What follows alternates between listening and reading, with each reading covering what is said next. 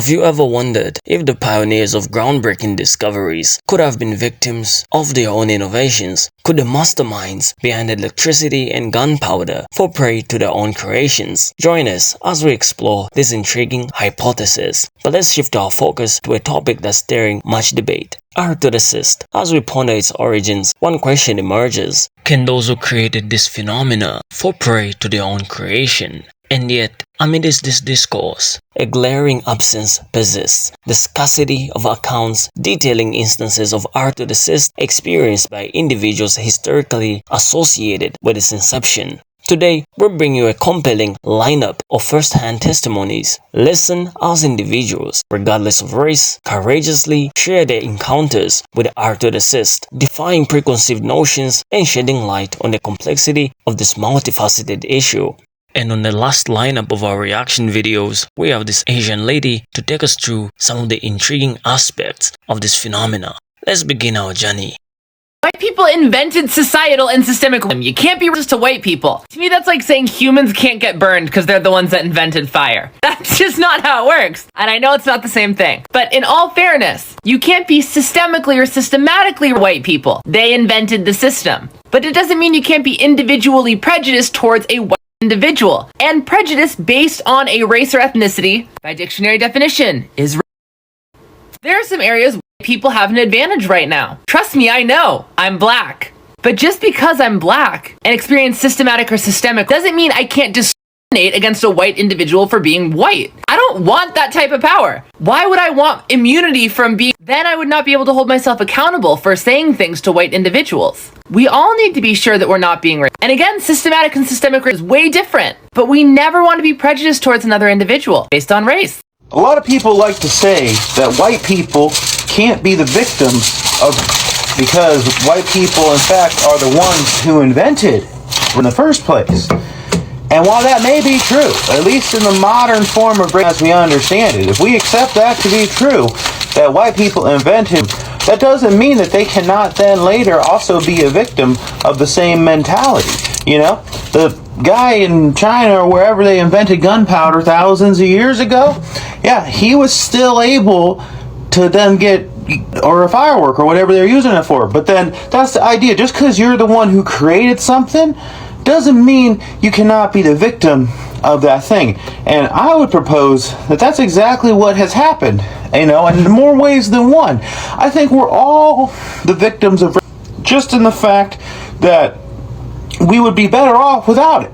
I think we'd be a stronger country, we'd be less divided, and don't get me wrong, division was the whole point of inventing, as we understand it in the modern concept now, to prevent the classes from uniting and having a class war against the very few elite people that have run the world continuously the whole time, them and their families. So they divided us by things like race and other things.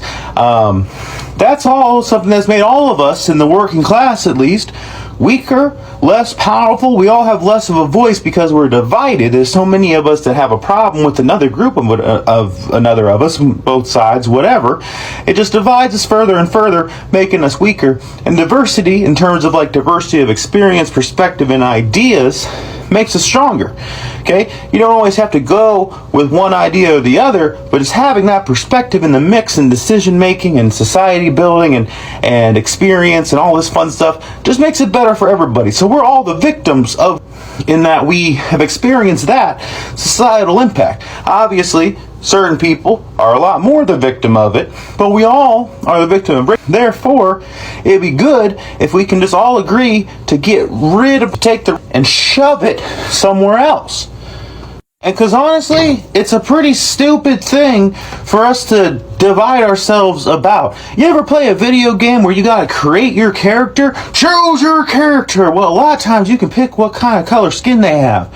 It's about that deep of a choice, okay? It's about that deep of a difference, except for you don't get a choice in real life. The difference, of course, comes later with your lived experience and based on how people treat you and your experience of being a different color. But at a basic level, who cares? It's just a different skin on a meat puppet, okay? We're all just different meat puppet flesh avatars, okay? There's no reason to hate somebody else just because they're a slightly different hue of meat puppet. That don't make any dang sense. You might be a redneck if you know that Black Lives Matter is, y'all, because it's all lives matter. Well, all lives matter. It's a little like wanting to skip to the end of a horror movie because we ain't done with institutionalized America yet, honey. That is exactly why I'm talking to you, because I got kin just like you, and that's how I know. You're not necessarily a bad person. You're maybe wonderful to your friends and family. You maybe even had a genuinely hard life. And I know it's not your fault you were born into a system that unfairly advantaged your complexion, maybe without you even knowing it. Now, once you're made aware of all that and you choose to buy in anyhow because it suits your interests, that's your fault. Y'all need Jesus. But to you who can turn your back on a background or, I don't know, have compassion for all humans, no matter how different they are from you, I respect you so much. And I need you to know I love you. And I'm just waiting to be your friend, if you'll have me. Because thank you for being brave. Dang, mosquito's gonna eat me alive. How white people have such a large threshold when it comes to saying that something is without argument. And so go back and watch my Mutual's video and like it, and definitely follow him if you don't already, and then come back here and we'll talk. I grew up in a segregated suburb just outside of Pittsburgh. At last count, we were somewhere between 98.3 and 99% white, with the majority of that extra 1% being South Asian, not black. You grew up learning that it was see color or talk about race, because the only way that the people who told you that could see color or talk about race was in a way. And on top of that is very much the conservative mindset that you brought up, that they ontologically think that the people they think are good people. And those good people can't do bad things. And because of that, what the idea of has to be is a bad thing. They can't be that. So we're not that. And maybe they'll go as far as is when you're in the Klan, but then they don't do any thought on, oh, well, what does it look like to have people who are in the Klan? And now anyone like me who tries to reach out to these people from their past is also fighting against the sunk cost fallacy, because they doubled down so hard in 2016 and 2020 that there isn't really a way for them to back out. The other races can't be. I think it's white people that can only be. How does that make you feel?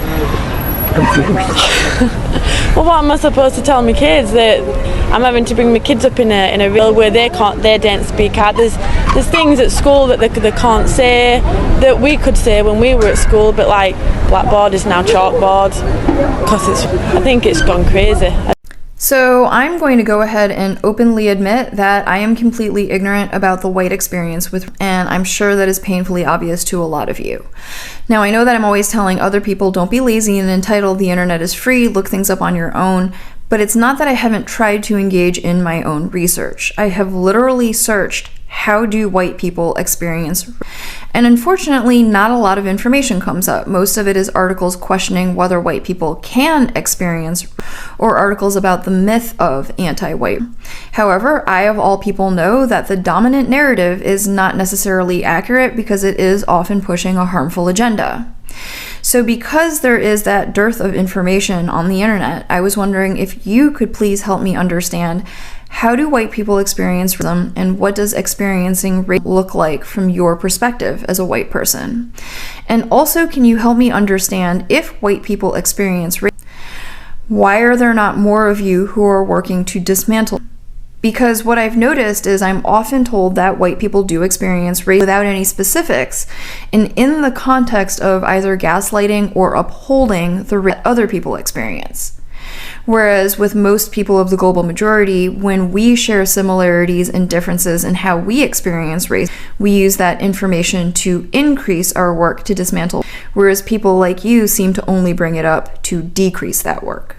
The stage is set and the question is, do palm color people experience arthrodicist? And if they do, how many are willing to come out and share their experiences with this phenomenon? There's so many videos and articles sharing the experiences of marginalized groups with their experiences with arthrodicist. But the other side of the story seems to be missing. Where are palm color people in the mix? One cannot help but delve deeper into the underlying dynamics that shape experiences of arthrodicist. The notion that palm color individuals may not commonly encounter arthrodicist sparks a complex dialogue rooted in history, culture, and power dynamics. Let's unpack this. Palm-colored people, historically positioned as the architects of Arthrodicist, often find themselves shielded from its detrimental effects. Their privilege lies not only in the systemic advantages afforded to them, but also in the normalization of Arthrodicist within their own cultural framework. It's a sobering realization that what may seem like a benign aspect of their identity is in fact a deeply entrenched system of oppression. This cultural inheritance manifests as a subtle yet pervasive influence, shaping perceptions and interactions on a subconscious level. For many palm-colored individuals, Arthrodicist is not perceived as a scourge, but rather as a facet of their heritage, a legacy to be upheld rather than challenged. This sense of entitlement, born from centuries of domination, perpetuates the circle of privilege and marginalization.